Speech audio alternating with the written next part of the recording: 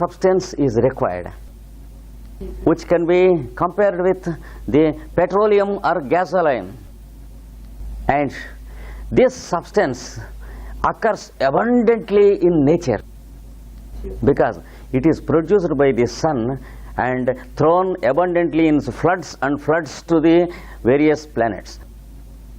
The physical form of this fuel substance exists in the form of the atoms, which we call oxygen. So, oxygen is the gasoline of the vital body. That's why the lungs take in oxygen at every breath. And then the second center works. It creates a combustion of everything not required. And then the byproduct is sent out as carbon dioxide. And another center of combustion is the digestive system. And the digestive juices they work out the function of combustion on the physical plane. Like this, there are 33 centers of combustion, and the main whirlpool is there in the vital body. So, when the creative whirlpool is creating the tissues of the body, the combustive whirlpool is decomposing the tissues, releasing the calories of energy, and then destroying the tissues and throwing them as excretes. So, we understood two whirlpools working in the vital force. And there is the third one, which is called equilibrium or poise. It serves the purpose of maintaining the equilibrium of the two functions. It is mainly pulsative in its nature. It creates pulsations that are of a double nature. That is the centripetal and the centrifugal pulsations. Each pulsation can be called a peristaltic function, peristalsis. That means a contraction and an expansion. This center works according to a great law existing in nature, which can be understood as the law of alternation. There are certain laws in nature that occur everywhere, from the tiny atom to the galaxies of solar systems. The law of vibration and the law of pulsation and the law of alternation. According to this law, we have day and night, without which there is no day once again. We cannot have continuously day or continuously night. And another example, awakening and sleep. Without waking up, we have no sleep. Without sleep, we cannot wake up. We cannot have continuous awakening or continuous sleep. Another example of this application is birth and death. Another example, inhalation and exhalation. And in the field of mechanics and dynamics also, in the field of electricity and electronics also, we find this law unfailingly working.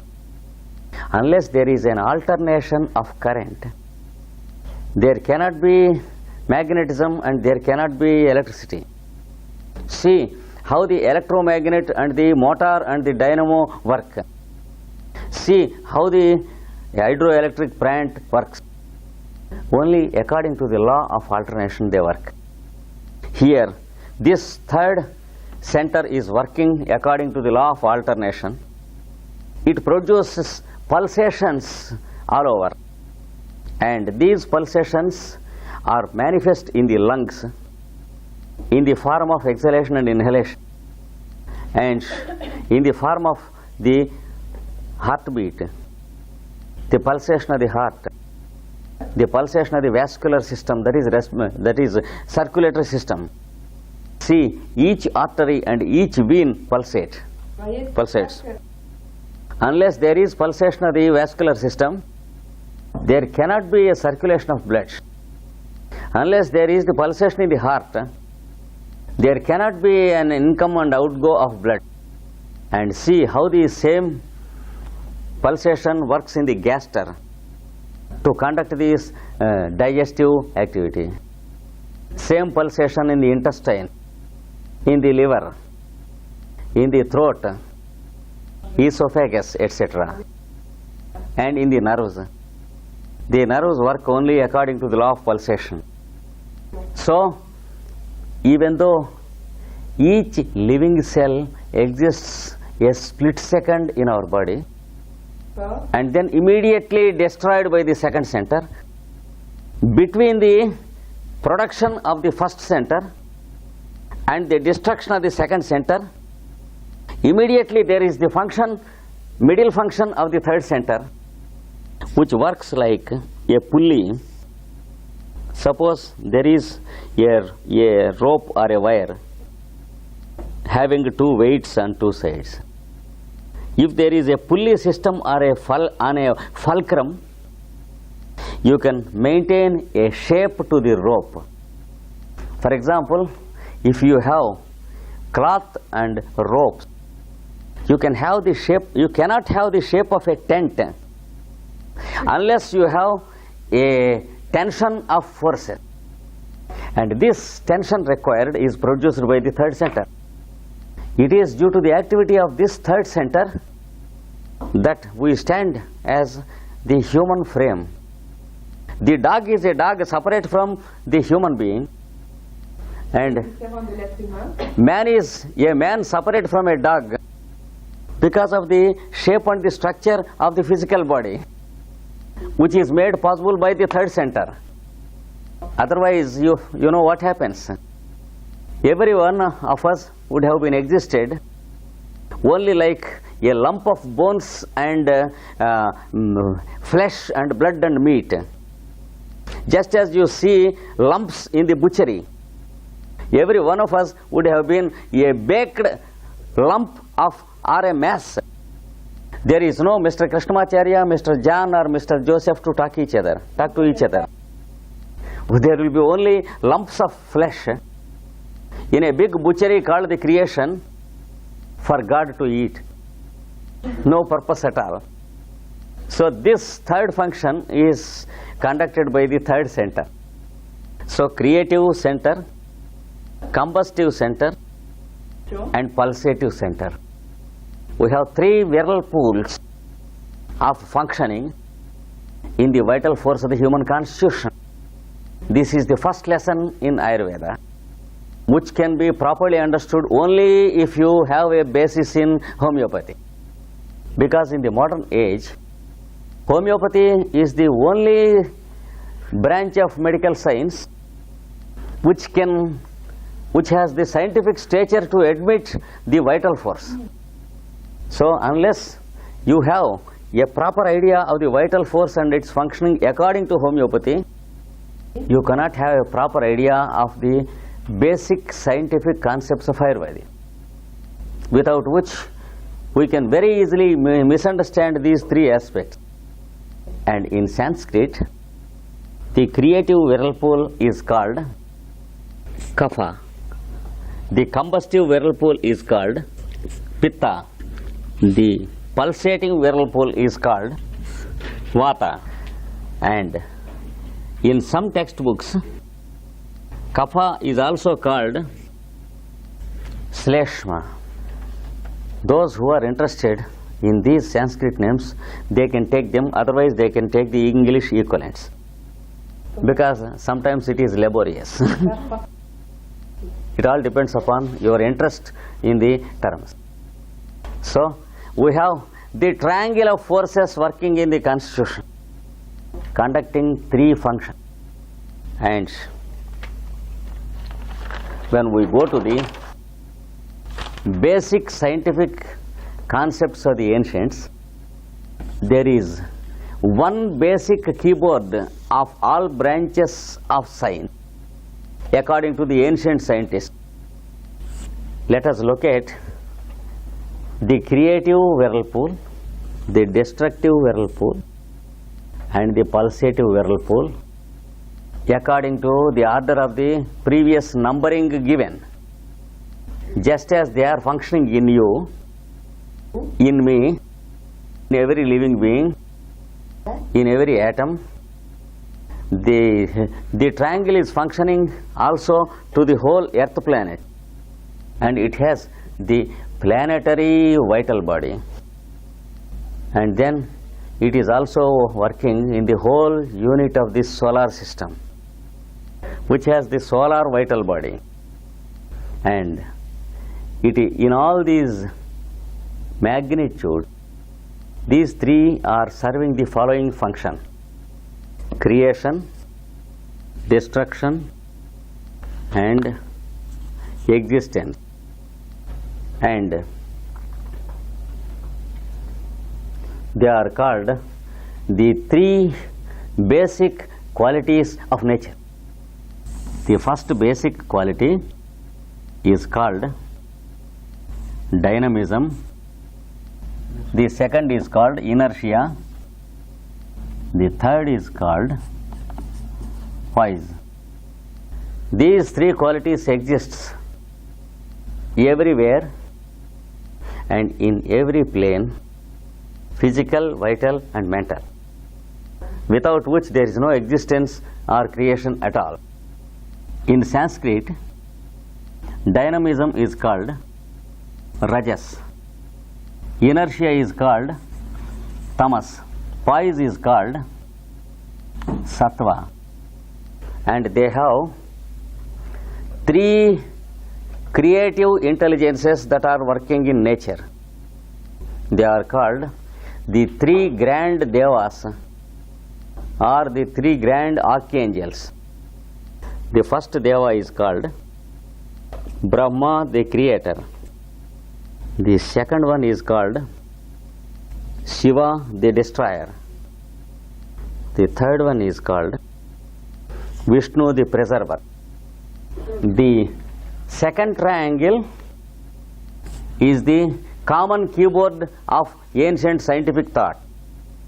The first triangle is the same keyboard applied to ancient cosmology. The third triangle is the same triangle applied to the ancient symbolism, which is found in the scriptures. And we can call the whirlpools a fourth triangle, that is the same keyboard applied to Ayurveda. That's all. Because the same triangle is applied to every branch of science, because it is the common keyboard. Because we are going to enter into the next step. It is the common keyboard of all branches of ancient science. The triangle number 1 is its application in cosmology. Number 3 is its application in symbolism. And number 4, which we have previously described, is the application of the same keyboard on the plane of medical science or Ayurveda. Yes, let us propose about 5 to 10 minutes pause before we go to the second proposition. So we are going to the next aspect.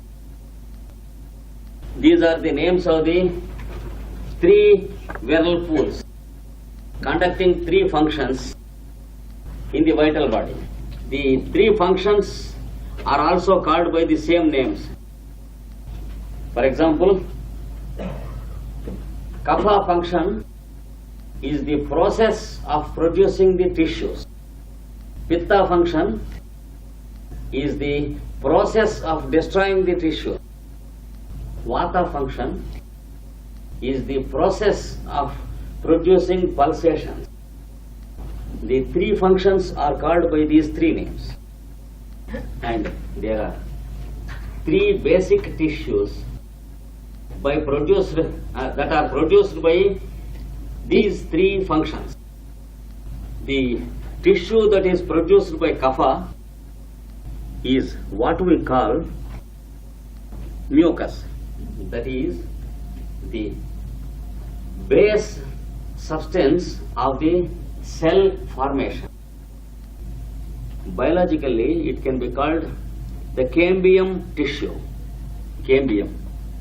We can also, to a certain extent, equate it with the cytoplasm of our constituent. That is, the protoplasm of the cells. There is another base tissue called pitta, which can be equated with digestive juice, mainly the acids that are produced in the constitution. I gave only an example, digestive juice as an example. The acids can be produced anywhere in the body according to the need. For example, the urine produces uric acid, and when it is necessary, an ulcer produces some acids through the pus.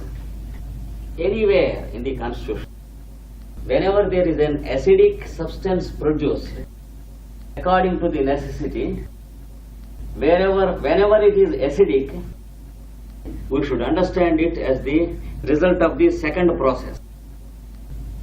Any tissue or any discharge from the body that causes irritability of the other tissues. For example, the excoriation of the skin. In some children, a catarrh of the nose, the skin of the nostrils will be red and inflamed whenever such secretions are produced. For example, the menstrual discharge of a disturbed health, of a lady with disturbed health, sometimes irritates the skin and excoriates. All such secretions are the result of the second process.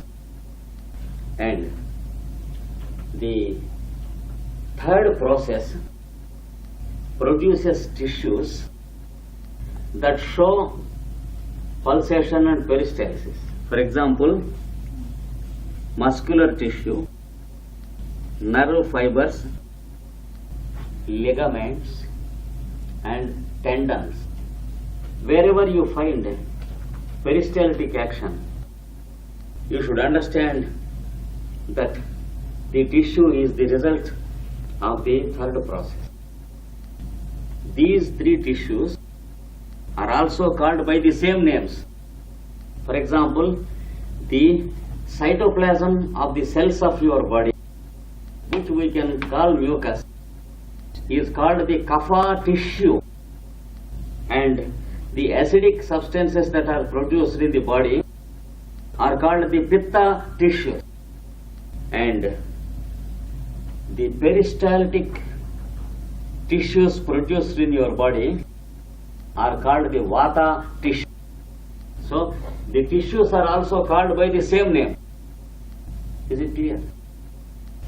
And each of these three basic tissues have their excretes or byproducts. So we are going to the next aspect. Here we have the mucus discharges from the body. For example, the mucus from the nose and the phlegm from the throat, etc. The pitta tissues, they have their own byproducts, which are the excretes. They are called the acidic discharges from the body. And the next tissue, these things have their own discharges.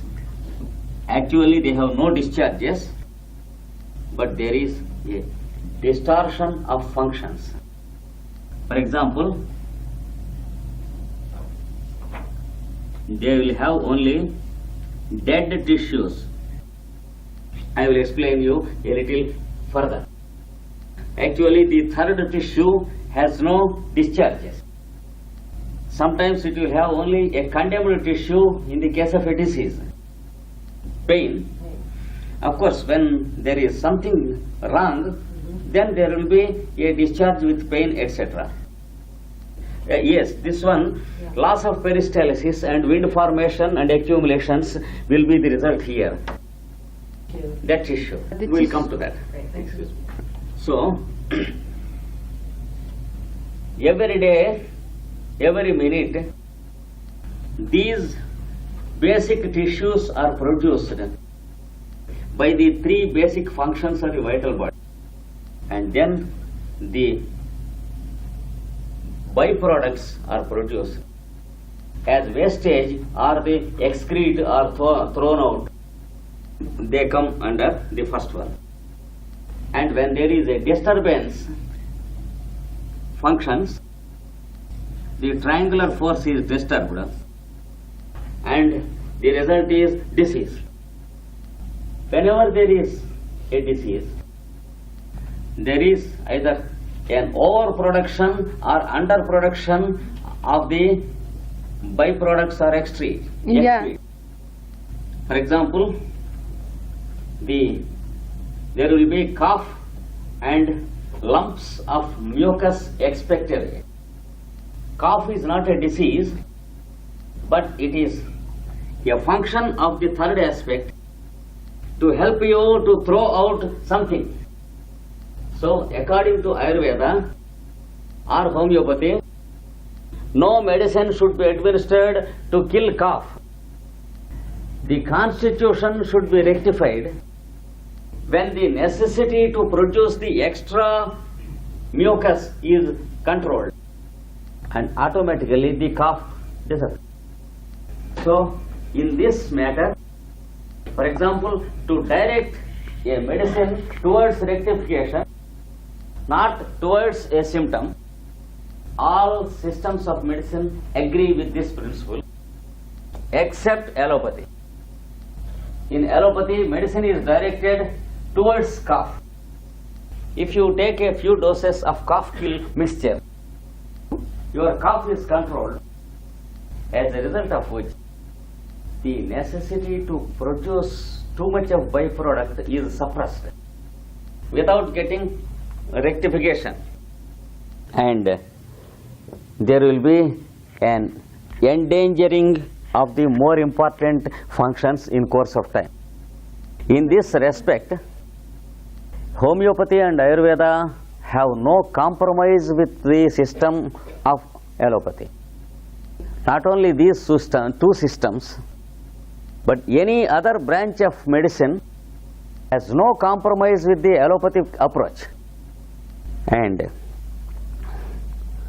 these products, when they are produced in excess or less than what they are to be produced, they indicate a diseased condition in the constitution.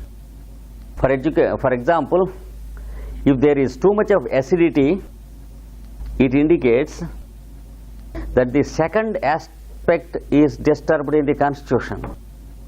So, too much of acid is being produced in the gaster. In such a case, we should take it as an indication and immediately rectify the constitution. And we should never use antacids to antidote the acid produced. We can prefer to suffer for a few more days before we know how to rectify the constitution, because you should help the constitution cure itself and you should not suppress anything. This is one aspect. And these are called the three functions. These are called the three basic tissues. These are called the three products. And whenever there is a disturbance, the first one will have its own disturbance in the constitution. The second one also has its own disturbances. For example, too much of acidity or less than normal acidity, which we call the alkaline stomach or dyspepsia. So, the three functions, they produce three types of abnormalities.